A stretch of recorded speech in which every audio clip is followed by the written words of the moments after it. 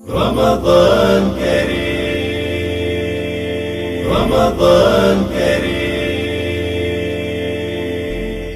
बारक अलैकुम शहर।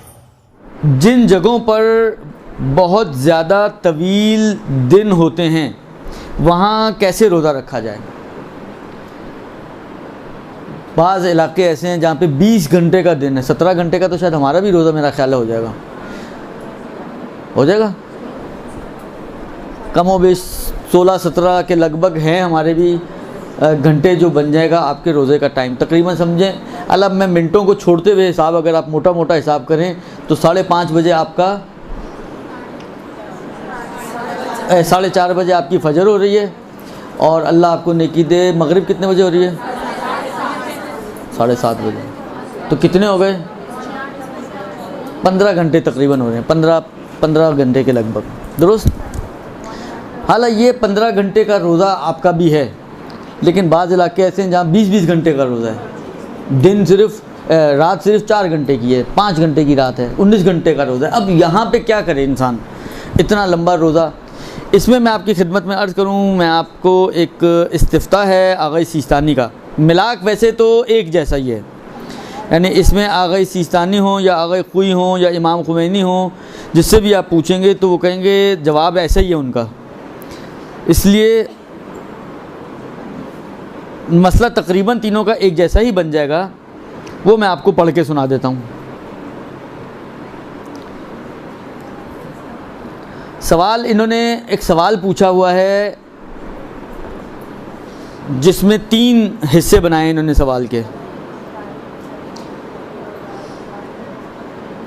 जो शुमाली इलाकों में रहते हैं, ज़मीन के शुमाली तरफ रहते हैं, उधर के दिन बड़े होते हैं, तो उधर के बारे में इन्होंने 2-3 तरह के सवालात पूछे। एक सवाल जो इन्होंने पूछा है, तीसरा सवाल, वो ये पूछा है कि जब उनकी रात और दिन 24 घंटे में इस अंदाज से हों कि दिन बहुत बड़ा हो, जैसे 20 घंटे का, कि जिसमें रोज़ा रखना बड़ा दुश्वार नज़र आता हो, तो ऐसे लोग फिर रोज़ा कैसे रखें।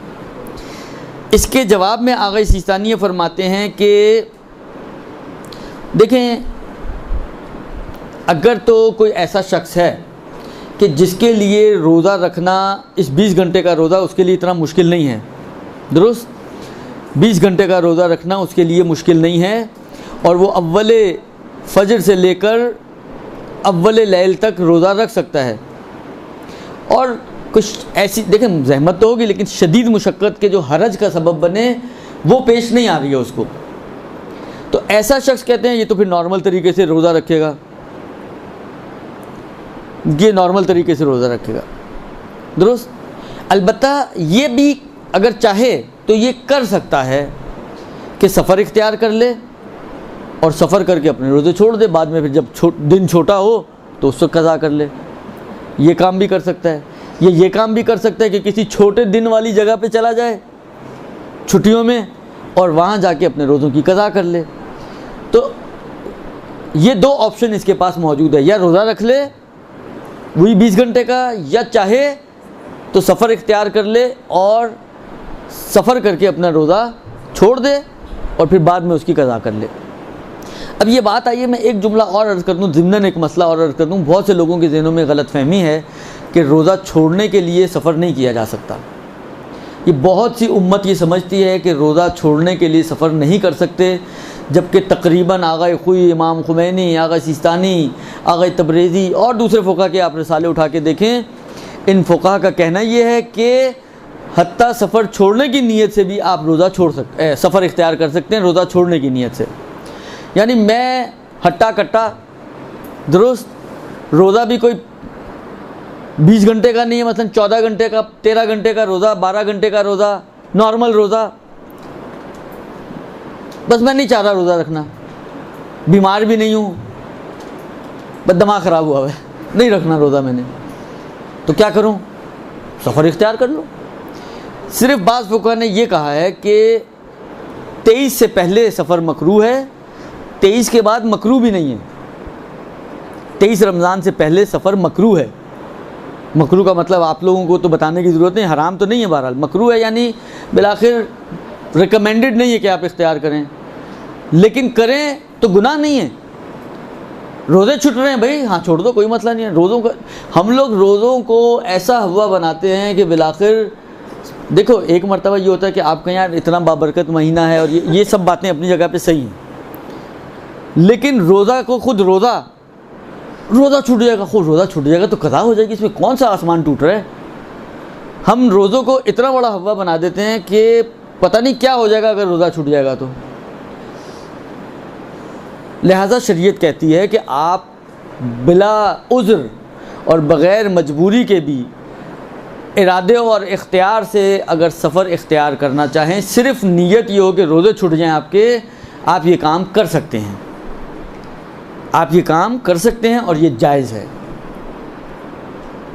लिहाजा इसके पास इन्होंने खुद ऑप्शन दिया कि या रोज़ा रख ले, हालांकि फ़र्ज़ इन्होंने ये बताया कि इसके लिए मुश्किल नहीं है, तो ये या रोज़ा रख ले या सफ़र इख्तियार कर ले और बाद में इस रोज़े की, हाँ जो सफ़र की वजह से छुटेंगे ये ज़रूरी है कि बाद में उनकी कज़ा कर लिया जाए। ये तो हो गया एक सूरत। दूसरी सूरत फरमाते हैं कि अगर उसके लिए रोज़ा रखना आसान ना हो, यानी बहुत ही मुश्किल है उसके लिए, तो फरमाते हैं कि फिर या तो ये भी सफ़र कर ले,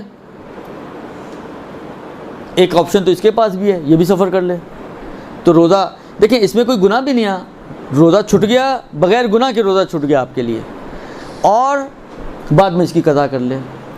दूसरा ऑप्शन इसके लिए ये है कि ये रोज़ा रख ले, फ़र्ज़ ये है कि बहुत मुश्किल है इसके लिए रोज़ा रखना, लेकिन रख ले। जिस मरहले पर ये मुश्किल का सामना हो, मतलब अब इतनी प्यास लग रही है कि अब इससे बर्दाश्त नहीं हो रहा, या इतनी शदीद अब भूख की कैफियत तारी हो गई कि अब इससे काबिल बर्दाश्त नहीं रही इसके लिए, तो कहते हैं वहाँ पर ये रोज़ा खोल ले। इस रोज़े की कज़ा इसको करनी पड़ेगी, और जब रोज़ा खोलेगा तो सिर्फ़ इतने ग़िज़ा और खाने और पीने पर इक्तफ़ा करे एहतियात की बिना पर कि जिससे इसकी मुश्किल टल जाए, जो भूख और प्यास की शिद्दत थी जिसकी वजह से ये अपने आप को परेशान समझ रहा था, इसकी ये परेशानी वक्ती तौर पर टल जाए। इतना खाना या पीना इसको फिर इजाज़त मिल जाएगी। अलबत्ता इस खाने और पीने से रोज़ा बातिल हो जाएगा, हाँ, लेकिन गुनहगार नहीं होगा ये शख्स, इसलिए कि मुश्किल में फंसने के बाद ये खोल रहा है।